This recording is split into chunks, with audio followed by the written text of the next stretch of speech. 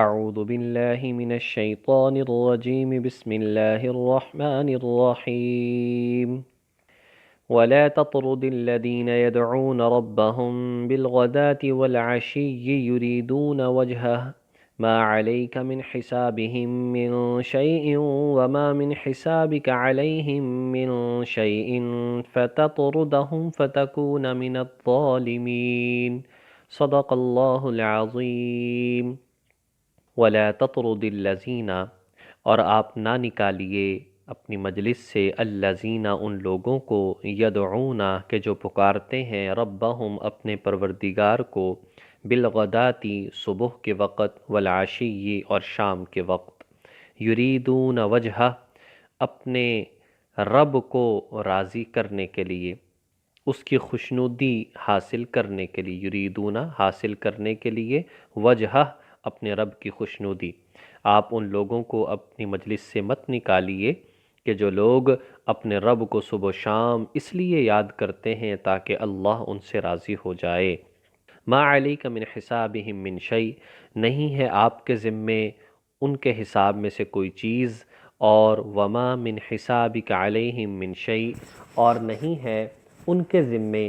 آپ کے حساب کے بارے میں کوئی چیز فَتَطْرُدَهُمْ فَتَكُونَ مِنَ الظَّالِمِينَ آپ ان کو نکالیں گے تو لہٰذا آپ ظالموں میں سے ہو جائیں گے اگر آپ ان کو نکالیں گے تو آپ ظالموں میں سے ہو جائیں گے اس آیت کریمہ سے ایک واقعے کی طرف اشارہ کیا ہے کہ مکہ مکرمہ کے کچھ سردار کچھ وڈیرے وہ جمع ہو کر حضور علیہ الصلاۃ کے پاس آئے اور آ کر کہنے لگے کہ اگر یہ لوگ جو غربا ہر وقت آپ کی مجلس میں بیٹھے رہتے ہیں مراد حضرت بلال، صہیب، حضرت خباب، حضرت یاسر، حضرت عمار، ابو فقیہ، ابن مسعود رضی اللہ تعالی عنہم یہ لوگ جو آپ کی مجلس میں ہر وقت بیٹھے رہتے ہیں اگر آپ ان لوگوں کو نکال دیں کچھ وقت کے لیے تو ہم آپ کی بات توجہ سے اور غور سے سنیں گے۔ حضور علیہ السلام کے دل میں بھی یہ بات آئی کہ چلو کوئی بات نہیں، یہ تو میرے اپنے شاگرد ہیں، میں اگر انہیں کچھ وقت کے لیے نکال دوں تو کون سی ایسی بات ہے، لیکن اللہ تبارک و تعالیٰ نے اس بات کو پسند نہیں فرمایا کہ اے نبی اگر آپ ایسا کریں گے تو آپ کا شمار ظالموں میں سے ہو جائے گا۔ جو لوگ ایمان لا چکے ہیں، جو لوگ اسلام قبول کر چکے ہیں، ان کی ناقدری نہ کیجیے۔ یہ لوگ ایمان لاتے ہیں تو لائیں، نہیں لاتے تو نہیں لائیں۔ اس کی ایک وجہ بھی تھی اور وہ وجہ یہ تھی حضور علیہ السلام تو اس لیے چاہتے تھے کہ کل قیامت کے دن میں کہہ سکوں گا کہ دیکھو میں نے ان لوگوں کو بے شمار موقع دیے، میں نے ان کی خاطر انہوں نے اگر یہ مطالبہ کیا کہ الگ مجلس چاہیے تو میں نے اپنے شاگردوں کو نکال دیا اور اپنے صحابوں کو وہاں سے سائیڈ پہ کر دیا اور ان کو الگ وقت بھی میں نے دیا۔ تو حضور تو اس لیے چاہتے تھے، لیکن اللہ تبارک و تعالیٰ تو ہر بات کا جاننے والا ہے، اللہ تعالیٰ تو بڑا حکیم ہے، اللہ تبارک و تعالیٰ نے اس بات کو پسند نہیں فرمایا۔ ایک تو ایمان والوں کی قدر کی وجہ سے اور دوسرا یہ ہے کہ ان کے دل آزاری نہ ہو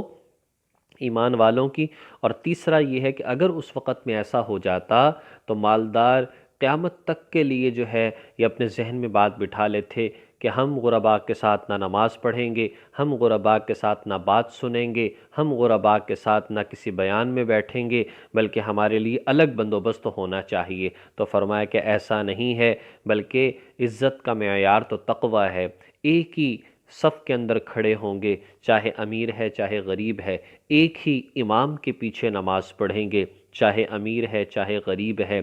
ایک ہی طرح کا دین ہوگا سب کے لیے، چاہے امیر ہے چاہے غریب ہے، لہٰذا ایسا نہیں کیا جا سکتا۔ باقی یہ ہے کہ یہ بات مانتے ہیں تو مانیں، نہیں مانتے تو نہ مانیں، آپ سے ان کا حساب نہیں لیا جائے گا، ان سے آپ کے بارے میں کوئی حساب نہیں لیا جائے گا، لہٰذا آپ جو ہیں بس اپنی تبلیغ والا کام کرتے رہیے، باقی ان کے ذمے ہے کہ ان کی ذمہ داری ہے کہ یہ لوگ قبول کرتے ہیں یا نہیں قبول کرتے۔ وَكَذَلِكَ فَتَنَّا بَعْضَهُمْ بِبَعْضٍ اور فرمایا اور اسی طرح ہم نے آزمایا بعض کو بعض کے ذریعے سے، لِيَقُولُوا تاکہ وہ لوگ کہیں، یعنی وہ جو کافر لوگ ہیں وہ لوگ کہیں اَهَؤُلَاءِ کیا یہ لوگ ہیں مَنَّ اللَّهُ عَلَيْهِمْ کہ اللہ تعالیٰ نے ان پر احسان کیا ہے مِن بَيْنِنَا ہمارے درمیان، ہم میں سے، یعنی ہم لوگوں میں سے کیا ان پر احسان کیا ہے؟ أَلَيْسَ اللَّهُ بِأَعْلَمَ بِالشَّاكِرِينَ اللہ اپنے شکر گزار بندوں کو دوسروں سے زیادہ نہیں جانتا؟ یعنی کیا مطلب، کہ اللہ تعالیٰ اپنے شکر گزار بندوں کو نہیں جانتا؟ لوگوں کا اصل میں کہنا یہ تھا، لوگ طعنے دیا کرتے تھے کہ تمہارا کہنا یہ ہے کہ جس نے اسلام قبول کر لیا اس پر بہت بڑا احسان اللہ نے فرما دیا، تو نعوذ باللہ کیا یہی لوگ ہم میں سے ملے ہیں اللہ تعالیٰ کو کہ ان پر احسان کیا جائے؟ تو اللہ تعالیٰ ارشاد فرما رہے ہیں کہ اللہ تعالیٰ کو معلوم نہیں ہے کہ میرا قدردان کون ہے؟ کہ اللہ کو معلوم نہیں ہے کہ میرا شکر ادا کرنے والا کون ہے؟ لہٰذا اللہ کو معلوم ہے، اسی وجہ سے اللہ تبارک و تعالیٰ نے ان کو ایمان کی دولت سے نوازا ہے۔ لہٰذا فرمایا ہے کہ کسی کو ہم نے مال دیا، کسی کو ہم نے غریب بنایا، کسی کو خوبصورت بنایا تو کسی کو تھوڑا سا بدصورت بنا دیا، تو اللہ فرماتے ہیں کہ ہم ان کو آزماتے ہیں ایک دوسرے کے ذریعے سے۔ اور اگر دیکھا جائے یہ تنگ نظری جو ہے اور اسی طریقے سے انتہائی تفریق پسندی جو ہے، یہ غیر مسلموں میں سب سے زیادہ پائی جاتی ہے۔ ان کے اندر یہ ہے، سیاہ لوگ جو ہیں، سیاہ فام لوگوں کے لیے الگ گرجے ہیں حالانکہ عیسائی ہیں، سفید فام لوگوں کے لیے الگ گرجے ہیں حالانکہ وہ بھی جو ہیں عیسائی ہیں۔ لیکن فرمایا نبی پاک صلی اللہ علیہ وسلم نے، اللہ تعالیٰ تمہاری صورتوں کو نہیں دیکھتا، اللہ تبارک و تعالیٰ تمہارے مالوں کو نہیں دیکھتا، بلکہ اللہ تعالیٰ تو تمہارے اعمال کو دیکھتا ہے اور تمہارے دلوں کو دیکھتا ہے کہ اس کے اندر کیا ہے۔ اس لیے کبھی کسی کو حقیر نہیں جاننا چاہیے، سب اللہ کی مخلوق ہیں، بلکہ جس کی زندگی میں دین ہے اس کو تو کبھی بھی حقیر نہیں جاننا چاہیے، اس لیے کہ اگر ہم اس کو حقارت کی نگاہ سے دیکھیں گے تو گویا کہ ہم دین کی وجہ سے، جیسا کہ آج بہت سارے لوگوں کے ذہن میں ہوتا ہے کہ جو مدارس میں پڑھنے والے ہیں یا کوئی جو دین حاصل کرنے والے ہیں یہ تو چٹائیوں پر بیٹھ کر پڑھتے ہیں، یہ تو کم درجے کے لوگ ہوتے ہیں۔ کبھی ایسی بات نہیں سمجھنی چاہیے۔ اللہ تبارک و تعالیٰ جس کو اپنا قرآن پاک عطا فرما دیں، جو قرآن کو پڑھنے پڑھانے میں اپنے آپ کو لگا لے، اللہ کے نبی تو ارشاد فرما رہے ہیں کہ خیرکم من تعلم القرآن وعلمہ، تم میں بہترین ہی وہ ہے جو قرآن کو پڑھتا ہے اور پڑھاتا ہے، جو قرآن کو سیکھتا ہے اور سکھاتا ہے۔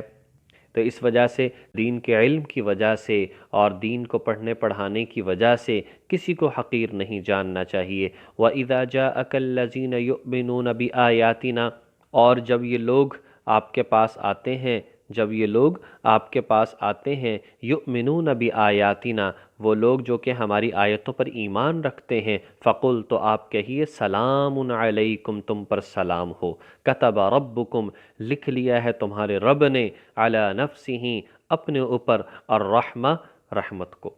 انہو، کہ بے شک، من عمل منکم سوءا،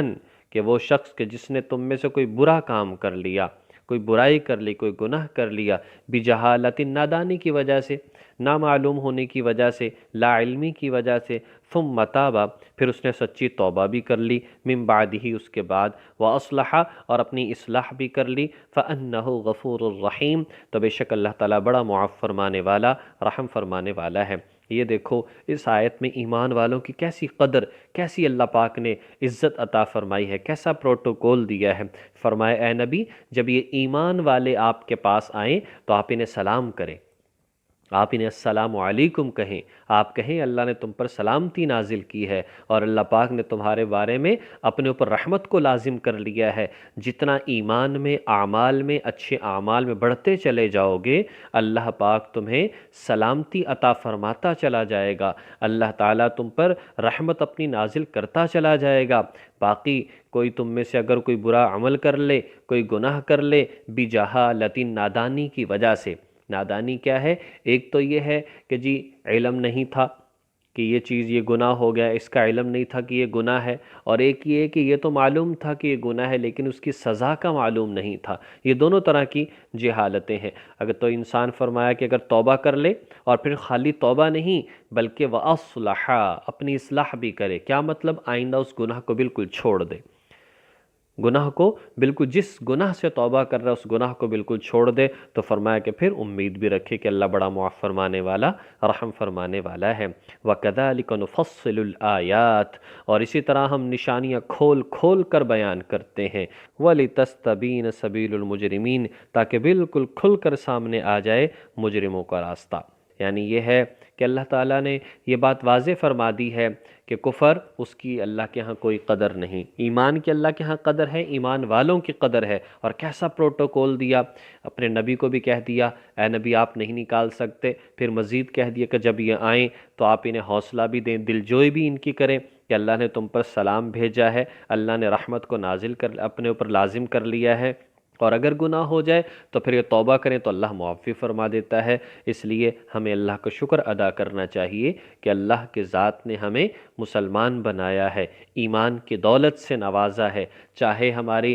کتنے ہی ٹوٹے پھوٹے ہی سجدے کیوں نہ ہوں، عبادات چاہے کیسی ہی ہلکی درجے کی کیوں نہ ہوں، لیکن بہرحال غیر مسلموں کے مقابلے میں ہزارہا درجہ الحمدللہ ہم بہتر ہیں۔ اللہ تبارک و تعالی ہمیں اس ایمان کی قدر کرنے کی توفیق عطا فرمائے اور نیک اعمال سے وابستہ رہنے کی توفیق عطا فرمائے اور گناہوں سے اللہ پاک ہمیں بچنے کی توفیق عطا فرمائے۔